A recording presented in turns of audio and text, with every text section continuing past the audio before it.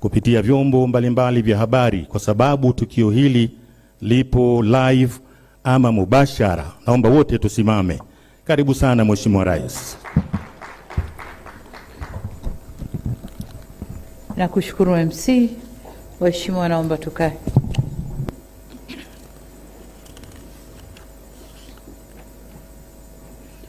Mheshimiwa Balozi Emmanuel Nchimbi, Makamu wa Rais wa Jamhuri ya Muungano wa Tanzania, Mheshimiwa Dr. Mwigulu Nchemba, Waziri Mkuu wa Jamhuri ya Muungano wa Tanzania, tambue uwepo wa mawaziri wakuu wastaafu, Mheshimiwa Mizengo Pinda na Mheshimiwa Kassim Majaliwa, niliwaona wapo katikati hapa.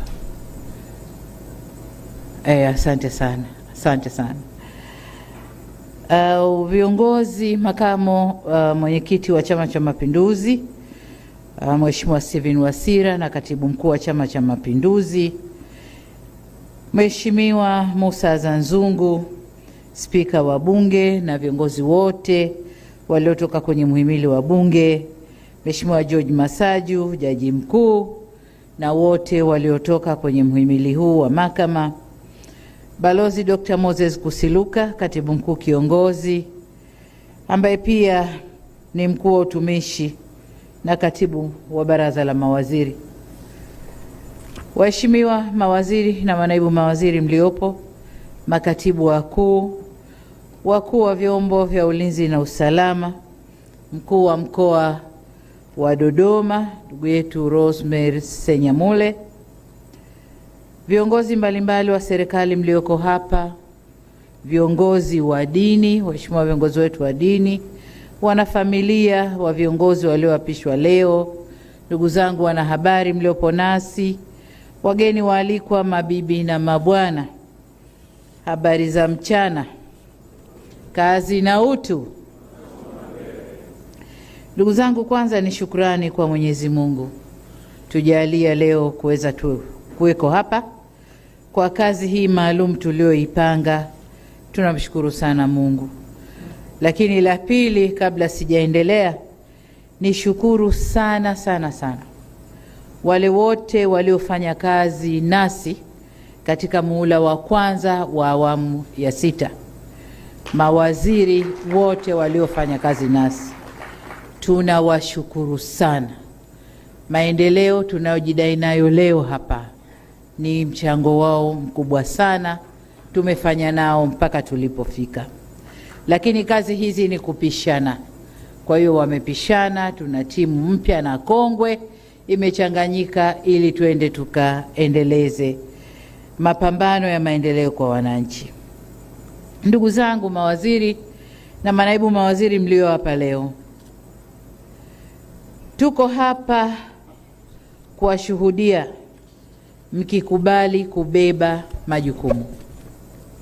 Tuko hapa kugawana majukumu. Mmeyapa na wizara zenu mbalimbali. Hayo ndio majukumu ambayo mmekubali kubeba, na ni imani yangu kwamba mmeyabeba kwa moyo mkubwa. Mmeyabeba kwa moyo kwamba tunakwenda kutumikia watu. Majukumu tuliopeana leo, dhamana tulizopeana leo, ni dhamana za kazi na si fahari, kwamba na mimi ni waziri ikawa ndio fahari ulikotoka, unakokaa na kwengineko. Hapana, tumebeba majukumu ya kwenda kuwatumikia wananchi. Kauli mbiu yetu, kazi na utu, tunasonga mbele. Na ule utu uanze na sisi wenyewe. Sisi wenyewe viongozi, mawaziri, manaibu mawaziri ambao tunakwenda kuwasimamia wengine, utu uanze kwetu sisi. Nadhani mkiangalia neno utu lina maana pana sana. Kwa hiyo kwa maana yoyote ile, utu uanze na sisi, halafu tuoneshe utu kwa watu wetu, kujenga utu wao, kuheshimisha utu wao, utu wa Mtanzania. Hiyo ndio kazi yetu. Sasa kwa wale watakaobeba uwaziri kama fahari, nimeapa leo na mimi nimeukwaa na watanijua huko mtaani, basi tunafuatana polepole. Mnakwenda, lakini tuko nyuma yenu, tuko migongoni kwenu. Miaka 5 si midogo, lakini si mingi sana. Kwa hiyo mimi sioni shida kubadilisha, na mnanijua, na kipindi fulani mlishanisema nabadilisha sana, nikasema ndiyo nabadilisha mpaka nipate yule ambaye atafanya kazi na mimi kwa moyo mkuu na kwa moyo mmoja. Kwa hiyo ndugu zangu mawaziri, kazi yetu hapa kuanzia leo ni kuwajibika kwa wananchi, ni kuwajibika kwa taifa hili, ni kuwajibika kwa nchi yetu Tanzania.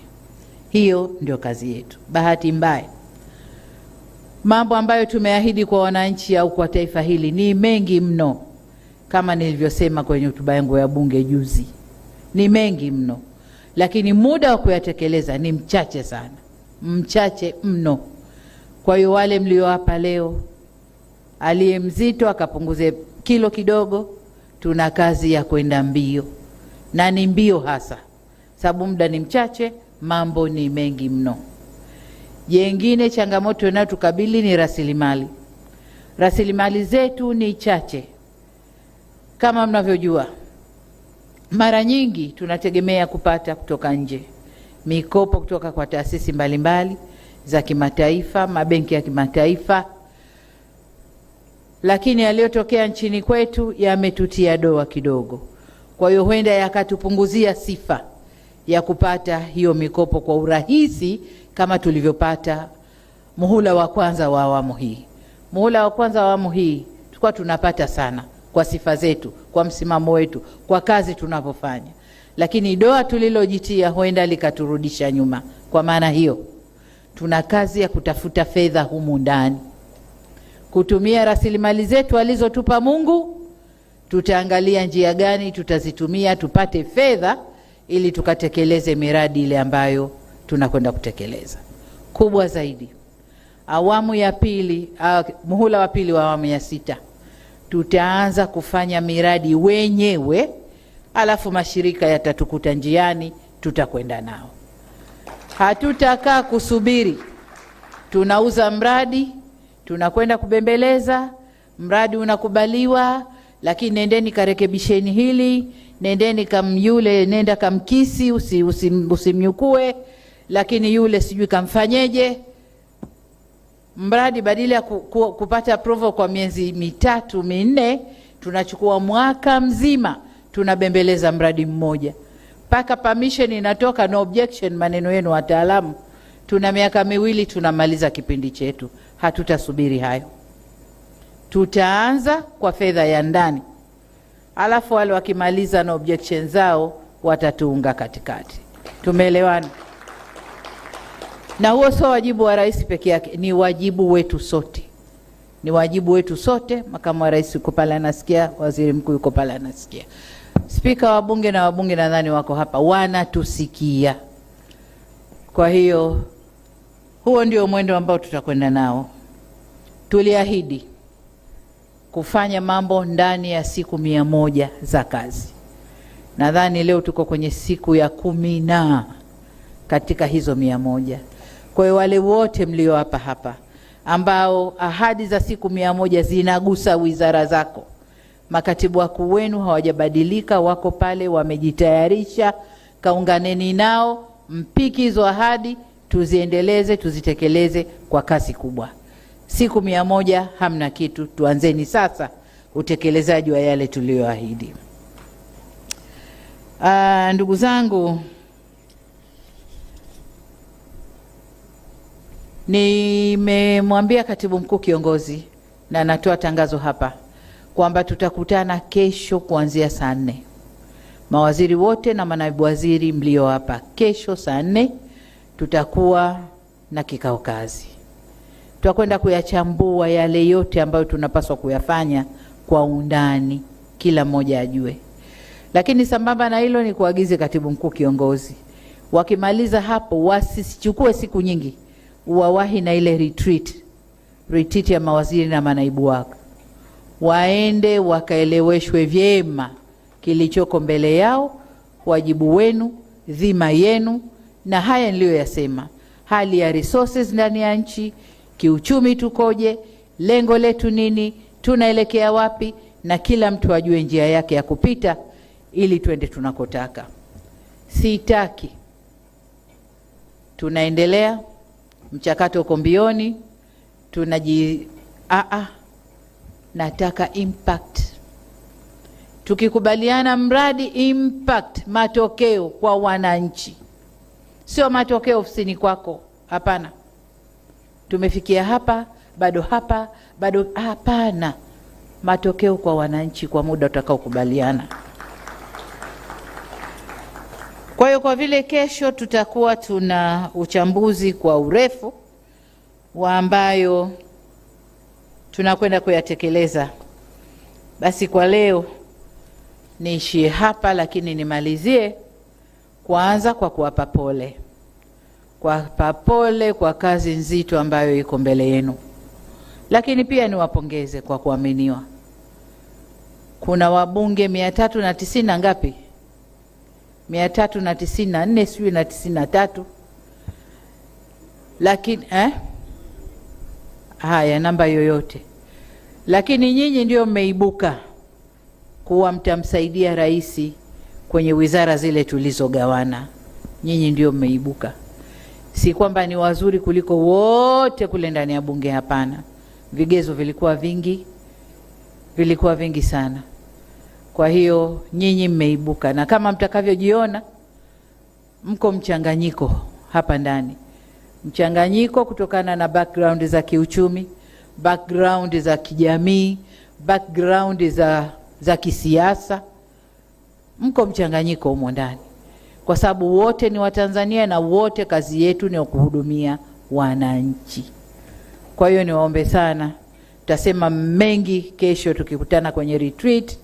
Leo itoshe kusema hongereni sana, lakini mna kazi kubwa mbele yenu. Basi asanteni sana kwa kunisikiliza. Asante sana, tunakushukuru. Naomba tusimame kwa heshima ya Mheshimiwa Rais wa Jamhuri ya Muungano wa Tanzania. Tanzania oye! Tanzania oye! Haya, asante sana, tunashukuru.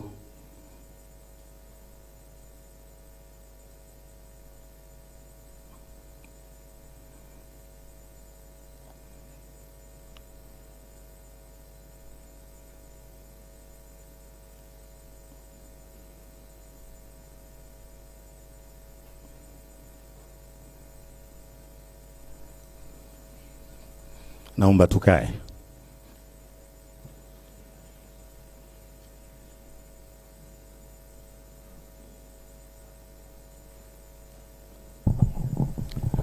Mheshimiwa Rais, naomba uridhie kwa ajili ya picha za kumbukumbu. Tukio hili ni kubwa, na picha za kumbukumbu tutapiga hapo nyuma ya hema hili.